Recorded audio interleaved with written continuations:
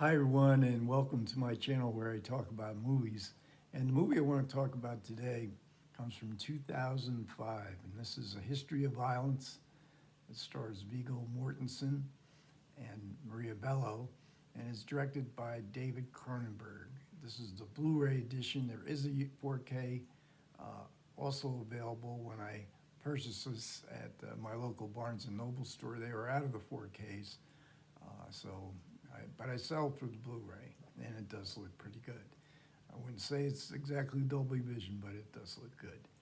Um, and this is a story, A History of Violence, is a story that's set in small town America, Millbrook, Indiana.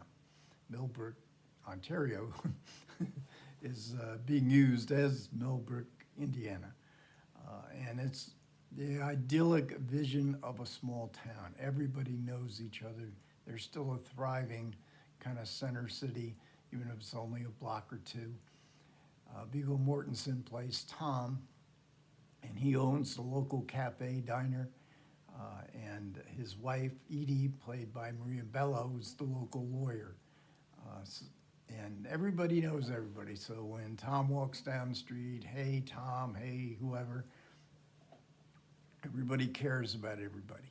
The sheriff is kindly and tries to understand what's going on as the plot develops in very curious ways. This is not a real small town. This is our vision of a small town, and I think Cronenberg in the supplements tells us this is not a realistic movie. It looks realism, but it's just a version of it, a kind of narrative that will summon up feelings within us. And most of us would love to live, many of us at least would love to live in the idyllic version of the small town where you can feel safe and secure.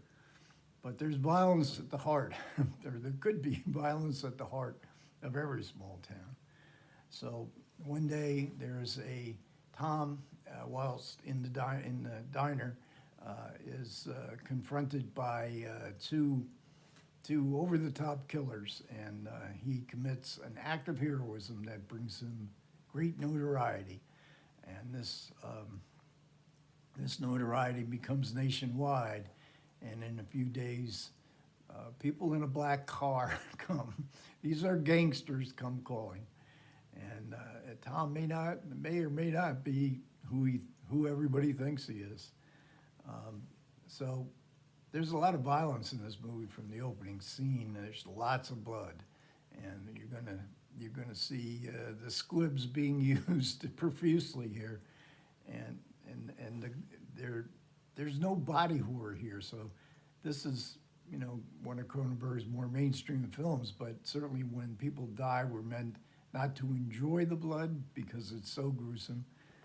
We're meant to question our attraction to violence in movies. I'm not sure whether these kind of films ever question violence in movies. The audiences will question, why do I want to watch violent movies? Because they go on and on. And Peckinpah would use that too in The Wild Bunch. He wanted people to be revolted by the violence instead. A great part of the audience instead was attracted by all the violence. So you're going to see blood here. Well, you're alerted in the title. This is violence, and we're going to get it. And it delves into areas that are really interesting. A Cain and Abel story, Dr. Jekyll and Mr. Hyde story. It's a story of a marriage, and really the most interesting parts, some of the most interesting parts of the film is how it concentrates on a marriage and how husband and wife react to each other. The idea, do we really know who people are? Not just other people, but do we know who our spouses are? What's lurking behind the placid surfaces of life and of human beings? Mortensen gives a very good performance and a challenging role, as does Maria Bello. I mean, again, both of them confront not so much an attraction to violence, but sort of a puzzlement of it. Why does it exist? Why is it here? And there's two just magnificent performances amongst the supporting cast. One is by Ed Harris playing a disfigured gangster, Mr. Cool. He in his confrontations with Tom, and then at the end of the film, we have William Hurt. And I talked recently about Altered States when Hurt was a brand new actor in his 20s, so this is probably about 25 years later. And you've seen Hurt, a soft-spoken, mild-mannered characters that he often played. You can forget all that when William Hurt comes along in this movie. He's not in it very long, but he'll make a big impression, believe me. And he did receive an Academy Award nomination for Best Supporting Actor. So the film, as it evolves, and there's violent scenes, but it reaches a crescendo at the end, and it's quite it's quite riveting, quite alarming, and you're by this time you're sort of drained by what you've been watching, and then Cronenberg and his screenwriter Josh Olson, they give you a really good coda here. I mean, I've read that it said that Cronenberg knows just where to end the movie, but actually, when you see the supplements, that was on Olson's original pitch. In the supplements, there's a great supplement where the screenwriter Josh Olson, a new screenwriter, this is his first script, where he had to make the pitch and how you go about making a pitch. This is 2005. It's probably totally changed 20 years later, but he showed it. And this ending, this coda, which is going to be, which is quiet and yet really has great impact, was in that original. In his original pitch. And getting Cronenberg as a director was the dream come true for Olson, because great admired. By 2005, Cronenberg was worldwide considered one of the great directors. He had failures, though, in his previous movie, Spider. They ran out of money, but they kept making the movie, but everybody worked for nothing. They were going to get paid if the film was a success, because they all believed in the project when the money ran out. But it wasn't a success at all. So Cronenberg said that he basically worked for nothing for 2 years on a film. So here is the closest he's, I guess, come to making a full-fledged studio production, New Line Cinema. And he got paid, which he was very grateful for. And the novel was based on a graphic novel. I think it was a 300-page graphic novel that Olson had read, but they made many changes, and they made Cronenberg, and when Cronenberg came aboard, he and Olson made many more changes. And from the sound of it, really good changes. There's, in the supplements, we get the press conference at the Cannes Film Festival. We actually see the showing at the Cannes, at the theater in Cannes, and the long ovation that Cronenberg and his cast members received. So it was a very well-received movie, and Roger Ebert gives it 3.5 stars in his review. But I wouldn't read that review until you've seen the film, because Ebert tells the whole story from beginning to end in his review. And it got generally good reviews, did good business. So, and on the surface, again, a mainstream film for Cronenberg, and he didn't really want to go to Cannes. Jokingly, he said, "This is too mainstream for Cannes. They'll never want to. They'll never want to show this film." And he had a bad experience with, I think, Crash. He said when they showed that at Cannes, the walkouts were enormous, and the seating in this auditorium, he said when you get up from your seat, there's a loud bang, and there were bangs all through it. But here, with the history of violence, he was able to have a big triumph. So we get a good conversation, I mentioned, with the screenwriter Josh Olson. We get a documentary of the filming, and it's a long documentary, and all the main scenes are covered in this documentary. We see how it was shown and how Cronenberg does all the blocking and how he interacted with the actors and the crew. We get another interview with Mortensen and Cronenberg at the Toronto Film Festival.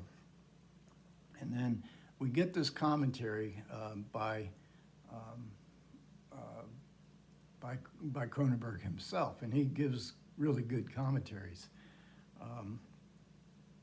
But there's something, though, about, sometimes I resist these kind of supplements where you see everything and how it was made, and the director goes through every scene. He's very scene specific in his commentaries.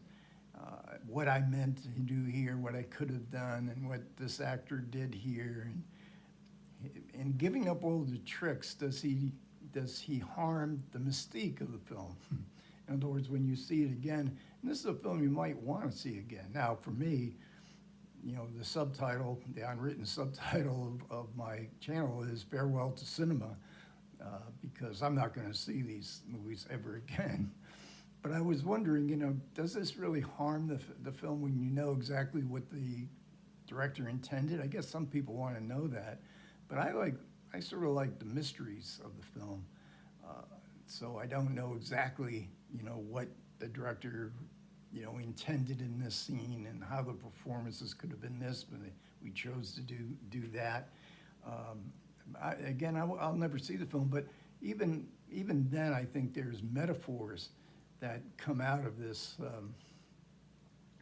film, like, as to our identities. And even though there's not specifically body horrors that you might expect from other Cronenberg films, there are explosions of violence. And what is violence, and why are we so violent? And why have we always been violent? And in recent days, when I'm filming this December 16th of 2025, violence is everywhere, all around the world, and it's something that's never going to go away. And so you have a kind of need to contemplate, or you might be given an urge to contemplate why we are like that. Why are we're still such primitive beings, and it doesn't seem to be any way out of it. The human, our primal fear, at least with men, our primal instincts to commit violence, and in one of the most telling scenes in the film, might be a little bit schematic. The son, Tom's son, confronts a bully, a guy who's been bullying him and looks to be much stronger, but he finds violence within him. That's so surprising to everybody, including himself, including his parents. So we do get a booklet. It's not a booklet, it's a fold-out. I like the cover of the booklet because this is one copy, $1.99 with tax, because this is the kind of receipt you get at a diner, and at least in the olden days. And this one cup of coffee really does mean a lot. And you can see here in the idyllic nature of Millbrook, Indiana. And it was filmed, the interiors were filmed in Toronto, in the studios in Toronto. And we get some pictures of a few photos, not too much. Here is William Hurt, and here is Tom's son. And there is a picture somewhere, but I don't seem to find it, oh, I know, it's on the disc itself. And here's the ill-fated coffee pot that has a strong presence in the film, and that ties into the one cup of coffee receipt slip. So, okay, a history of violence. We're a Cronenberg fan, of course. you want to see two great supporting performances of gangsters. John Hurt, or William Hurt, and Ed Harris are here for that. Maria Bello is also very good in a really comprehensive edition of this Cronenberg classic. Okay, thanks a lot for everybody who managed to listen. Do appreciate it. Comments are welcome. Take care.